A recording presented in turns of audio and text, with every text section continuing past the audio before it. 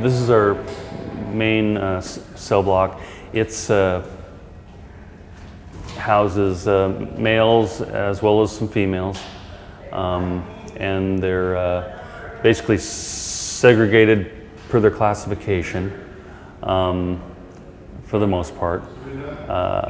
We have a 72-hour hold where everybody goes initially. Okay, regardless. Regardless, okay. Everybody goes into there, and that gives us a chance to see their behavior, gives them a chance to go to court, maybe perhaps meet with an attorney, and then if for some reason they don't post bail and the court doesn't release them, then from there we'll put them in one of the other cell blocks. Explain to me then these areas. There's like a common area almost, and then you have the cells behind it. What's this work like? We have they're 2-person cells basically back here. This is a common area for them. Now in this particular unit we use it as our female 72-hour hold, so it's kind of dual purpose. We'll keep some of them in here for 72 hours. They'll get maybe minimal time out to make phone calls or whatever, talk to their attorney. But basically they're being watched for the 72 hours to see how they'll react or interact with other inmates. Then also after they've gone to court, they're going to stay here, we may house them down into the far end, and they'll have like half the day out to mingle and talk with the other inmates.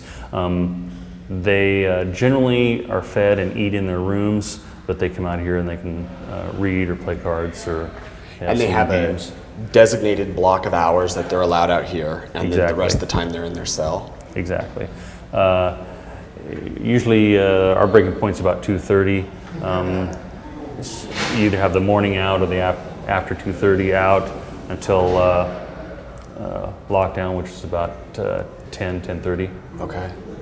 And this is very bare bones.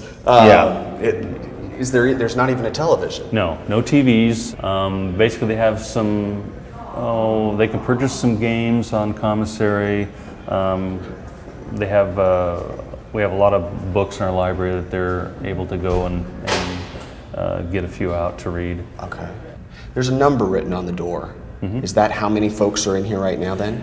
Yeah, that's we write on it so we know how many trays to put in when we do our counts. We kind of keep track of who's gone in and come out for any reason. Like someone might be out visiting their attorney when we feed the meals, so Control will know that they're out, and we may go ahead and put their meal in their room if they're going to be back shortly, and then they can come in and eat when they get back. The darkness in the hallways, we've applied a one-way glazing material to the glass.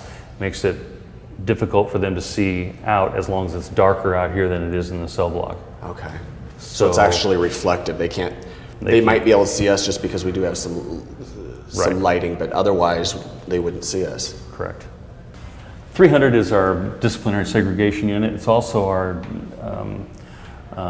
medical segregation unit. We have 3 negative pressure cells for any thing like TB is usually the most common. If someone's suspected of having something like that, then while we're getting them tested and determining whether they really do or not, we'll put them in one of the negative pressure cells, and that way any exposure will be kept to a minimum.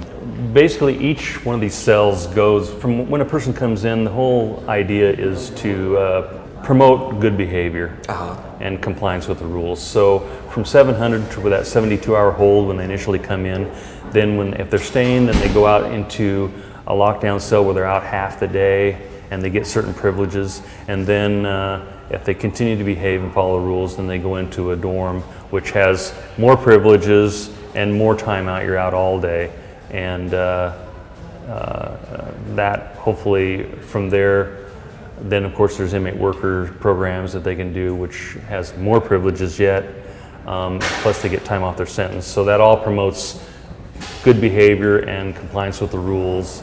And as we've been moving through here, I've noticed in the center is this very dark room with but it's all windows. I can only imagine that there's somebody in there watching this right now. This is the control center, and they can see out very well. They also have cameras placed throughout the jail facility and outside, and they have a lot of monitors that they're able to watch all the movement, both inmate and officer and vehicle traffic in and out of the facility. And they open all the gates and doors and monitor who comes in and leaves. So this is actually a dorm. This is where generally we would get our inmate workers from. Once they've made it to this level, then they've been compliant with the rules. And so we would select our inmate workers out of a dorm like this. Okay. Right now this one's closed for maintenance. Our numbers are such that we've moved the inmates out of here into other units, and we've got it closed down for maintenance. Okay. We had to retile our shower. So. So in the dorm situation like this, then they have a lot more flexibility. They're not closed into a cell with maybe just one other person or just themselves. Exactly. They're open. They're free to walk about in here all day long until, from 6 o'clock to 11. Well, actually, all night. We don't lock them down at all. So they could. We turn the lights out at 11 o'clock, except for the night lights, and they're free to roam around. And they can utilize the shower facilities at their leisure and at any time. all of that. Mm-hmm. Okay.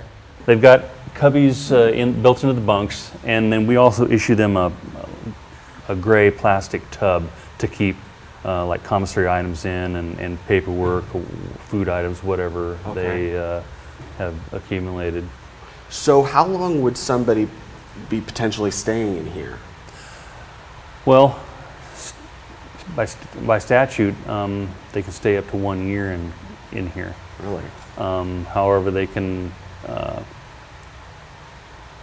fashion a sentence so they can stay longer than that. If they sentence them on multiple charges consecutively, then they can stay longer than a year.